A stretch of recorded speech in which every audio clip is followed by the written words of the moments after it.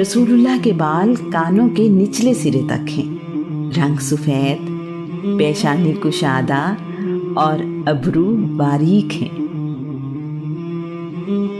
آج کا عنوان ہے آپ مجھے سارے جہاں سے عزیز ہیں۔ سیدہ خدیجہ کا بھتیجا حکیم بن حزام حباشہ کی منڈی میں موجود ہے۔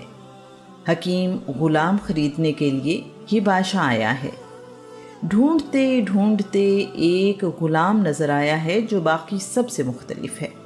کھڑے ہونے کا انداز، بات کرنے کا سلیقہ، آنکھوں میں حیا۔ حکیم نے سوچا کہ یہ غلام ضرور خریدوں گا۔ آخر کار غلام 400 درہم میں خرید لیا ہے۔ قیمت بتا رہی ہے غلام عمدہ ہے۔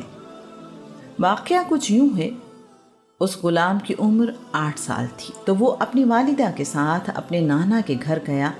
گھر کے باہر کھیل رہا تھا۔ باقی بچے گھروں کو واپس چلے گئے اور وہ اکیلا گھر سے باہر رہ گیا۔ قبیلہ بنی قین کا قافلہ ادھر سے گزرا۔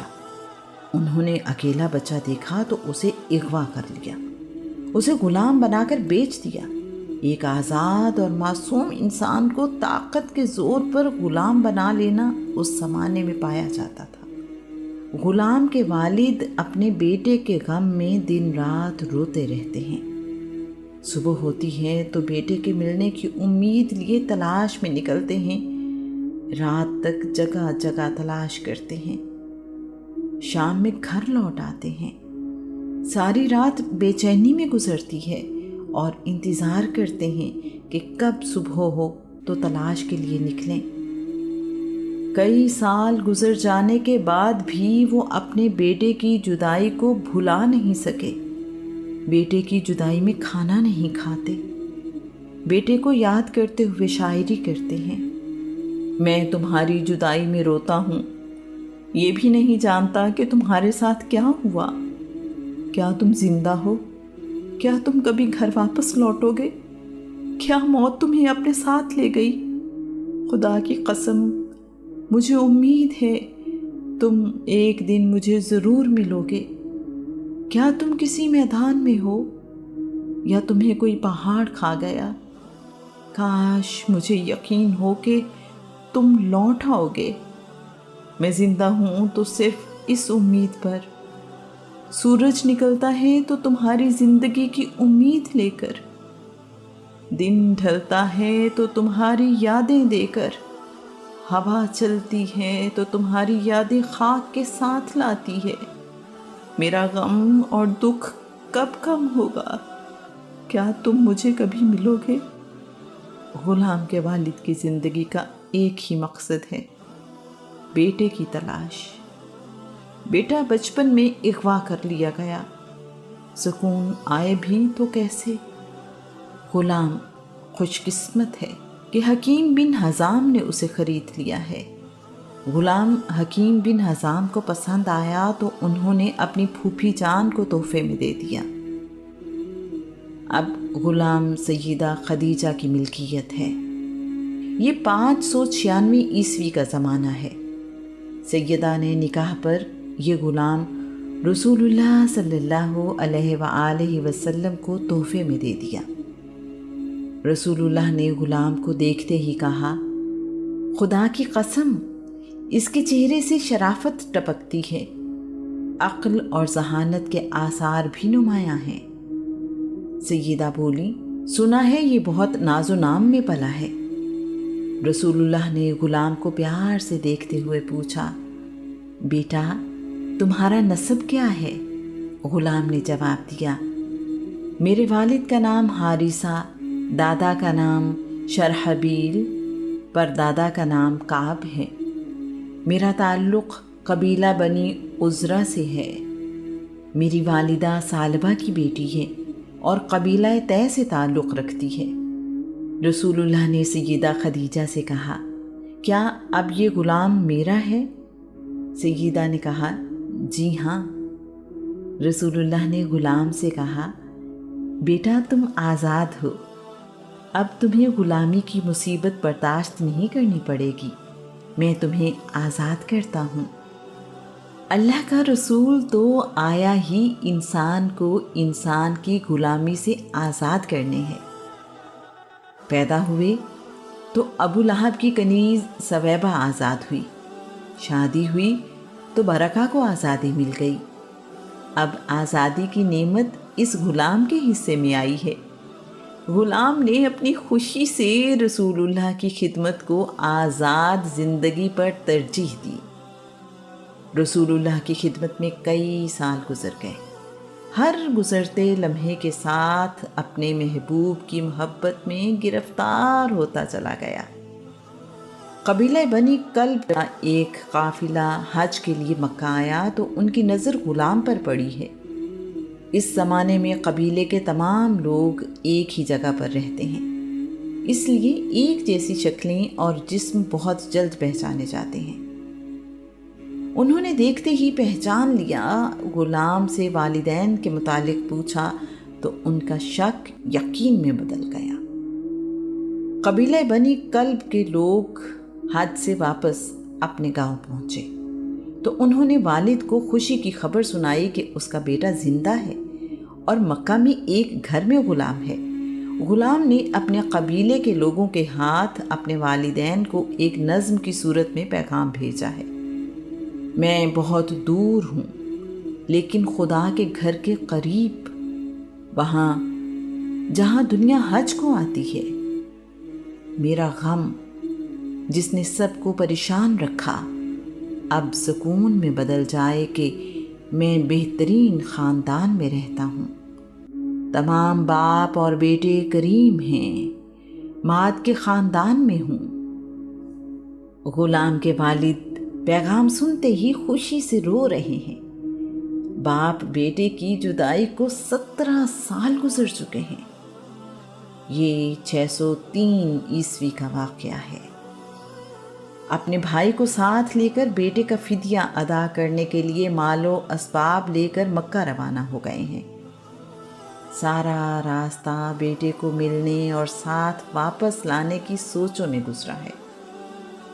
راستے بھر بے قرار رہے کہ کب بیٹے سے ملاقات ہوگی، کب ہم اسے اپنے گھر واپس لے کر آئیں گے۔ اس کا مالک کیسا ہوگا؟ کیا وہ میرے بیٹے کو رہا کرنے کے لیے تیار ہو جائے گا؟ وہ کتنا فدیہ مانگے گا؟ وہ کوئی ایسی شرط تو نہیں رکھ دے گا جسے ہم پورا نہ کر سکیں؟ ہمارا بیٹا غلامی میں نہ جانے کیسی زندگی گزار رہا ہوگا۔ پچھلے 17 سال میں نہ جانے کتنی مصیبتیں اٹھائی ہوں گی۔ بیٹا پیدا تو آزاد ہوا تھا، پھر غلامی اس کے نصیب میں کیوں؟ سارا راستہ دل میں طرح طرح کے خیال آتے رہے۔ مکہ پہنچ کر رسول اللہ کا پوچھا ہے۔ رسول اللہ سے کعبہ میں ہی ملاقات ہو گئی ہے۔ غلام کے والد اور چچا نے اپنا تعارف کروایا۔ رسول اللہ سے عرض کی: عبد المطلب کے فرزند اور ہاشم کے بیٹے، ہم آپ کے پاس اس لیے حاضر ہوئے ہیں کہ ہمارا بیٹا آپ کے پاس غلام ہے۔ ہم بڑی امید لے کر آپ کے پاس آئے ہیں۔ رسول اللہ نے پوچھا ہے کہ تم لوگ کیا چاہتے ہو؟ غلام کے والد کہتے ہیں: ہم چاہتے ہیں کہ آپ ہمارے بیٹے کو آزاد کر دیں۔ ہم اس کا فدیہ ادا کرنے کو تیار ہیں، بس آپ اسے آزاد کرنے کا وعدہ کر لیں اور ہمیں بتائیں کہ ہم نے کتنا فدیہ ادا کرنا ہے۔ رسول اللہ نے کہا: کیا اس کے علاوہ بھی تمہاری کوئی خواہش ہے؟ غلام کے والد نے کہا: جی نہیں، ہم آپ سے احسان کی امید رکھتے ہیں۔ رسول اللہ کہتے ہیں: اگر تم اپنا بیٹا ساتھ لے جانا چاہو تو مجھے کوئی اعتراض نہیں، میں اسے بغیر کوئی فدیہ لیے تمہیں دینے کو تیار ہوں۔ اگر وہ تمہارے ساتھ جانا چاہے تو خوشی سے چلا جائے، اگر وہ میرے پاس رہنا چاہے تو تم ضد نہ کرنا۔ غلام کے والد اور ان کے بھائی کی خوشی کی کوئی حد نہیں ہے۔ اس سے بڑا احسان اور کیا ہو سکتا ہے کہ زید کا مالک بغیر کسی فدیے کے زید کو رہا کرنے کو تیار ہے۔ ہمارا بیٹا ہمارے پاس ہوگا۔ بھلا کوئی اپنے ماں باپ، خاندان اور قبیلے کو چھوڑ کر کسی غیر جگہ، کسی اور خاندان میں رہنے کا فیصلہ کیسے کر سکتا ہے؟ کیا کوئی غلامی کو آزادی پر ترجیح دے سکتا ہے؟ رسول اللہ سے کہنے لگے، آپ نے ہم پر بہت احسان کیا ہے، ہم اتنی آسانی کی امید نہیں رکھتے تھے، ہمیں آپ کی بات منظور ہے۔ رسول اللہ غلام کے والد اور چچا کو اپنے گھر لے آئے ہیں۔ بیٹے کو دیکھتے ہی ان کی آنکھوں میں آنسو ہیں۔ بیٹے کو گلے لگا کر کافی دیر سے رو رہے ہیں۔ انہیں یقین نہیں آ رہا کہ بیٹا ان کی آنکھوں کے سامنے ہے۔ بار بار بیٹے کو دیکھتے اور چومتے ہیں۔ یہ جذباتی ملاقات کافی دیر سے جاری ہے۔ رسول اللہ نے کہا، بیٹا، تمہیں پورا اختیار ہے کہ تم چاہو تو اپنے والد اور چچا کے ساتھ چلے جاؤ اور ان کے ساتھ رہو، اور اگر چاہو تو تم میرے ساتھ رہو۔ غلام کے والد اور چچا بہت مطمئن ہیں۔ انہیں خوشی ہے کہ مالک نے جو بات انہیں بیٹے کی غیر موجودگی میں کہی تھی وہ اس پر قائم ہے۔ بیٹے کی موجودگی میں بھی رسول اللہ نے وہی بات دہرائی ہے۔ انہیں یقین ہے کہ بیٹا کوئی لمحہ ضائع کیے بغیر اپنے والد اور چچا کے ساتھ جانے کا اظہار کرے گا۔ فطری اور ظاہری طور پر یہی ہونا چاہیے، لیکن ایسا نہیں ہوا۔ غلام نے کہا، مجھے میرے والد اور چچا بہت عزیز ہیں۔ میں اپنی والدہ اور بہن بھائیوں کو بھی بہت یاد کرتا ہوں، لیکن میں ابن عبداللہ محمد کو چھوڑ کر نہیں جاؤں گا۔ یہ مجھے سارے جہاں سے عزیز ہیں۔ غلام کے والد اور چچا کے لیے یہ جواب غیر متوقع ہے۔ انہیں اپنے کانوں پر یقین نہیں آ رہا۔ وہ کہتے ہیں، بیٹا، کیا تم غلامی کو آزادی پر ترجیح دیتے ہو؟ کیا تم اپنے والدین اور خاندان کو چھوڑ کر غیروں میں رہنا چاہتے ہو؟ غلام نے جواب دیا، میں اپنے مالک کی عادتوں، ظرف اور حسن سلوک کو دیکھ کر دنیا میں کسی اور کو ان پر ترجیح نہیں دے سکتا۔ مجھے ابی القاسم محمد کی غلامی دنیا کی تمام نعمتوں اور آزادی سے کہیں زیادہ محبوب ہے۔ غلام کو رسول اللہ کے ساتھ رہتے ہوئے اس وقت تک 10 سال گزر چکے ہیں۔ وہ رسول اللہ کی زندگی کے ہر پہلو سے واقف ہے۔ سیدہ خدیجہ کا حسن سلوک بھی اس کے سامنے ہے۔ اس غلام کا باپ اور چچا سمجھنے سے قاصر ہیں۔ انہیں سمجھ نہیں آ رہا کہ اس صورتحال میں کیا کریں۔ وہ رسول اللہ سے وعدہ کر چکے ہیں کہ اگر بیٹا ان کے پاس رہنا چاہے گا تو وہ واپس لے جانے کی ضد نہیں کریں گے۔ انہوں نے رسول اللہ سے واپس جانے کی اجازت چاہی اور پرسکون واپس گئے کہ ہمارا بیٹا مکہ کے معزز ترین گھرانے میں رہتا ہے، اس قدر خوش ہے کہ دنیا کی ہر نعمت قربان کرنے کو تیار ہے۔ یہ واقعہ اعلان نبوت سے 5 سال پہلے کا ہے۔ ادھر غلام کے والد اور چچا گئے، ادھر رسول اللہ غلام کو لے کر کعبہ میں آئے۔ اس غلام کی قسمت کا ستارہ بلندیوں پر ہے۔ اسے وہ عزت نصیب ہونے جا رہی ہے جو کائنات میں کسی اور کو نصیب نہیں ہوئی۔ رسول اللہ نے اعلان کیا، زید میرا منہ بولا بیٹا ہے۔ زید بن حارثہ نے کبھی سوچا بھی نہیں تھا کہ وہ کائنات کے آخری رسول کا منہ بولا بیٹا ہوگا۔ زید کی عمر اس وقت 25 سال ہے۔ زید رسول اللہ سے 10 سال چھوٹے ہیں۔ 17 سال پہلے آزادی سے غلامی جیسی مصیبت میں گھرنے والا زید بن حارثہ اب اللہ کے آخری رسول کا منہ بولا بیٹا ہے۔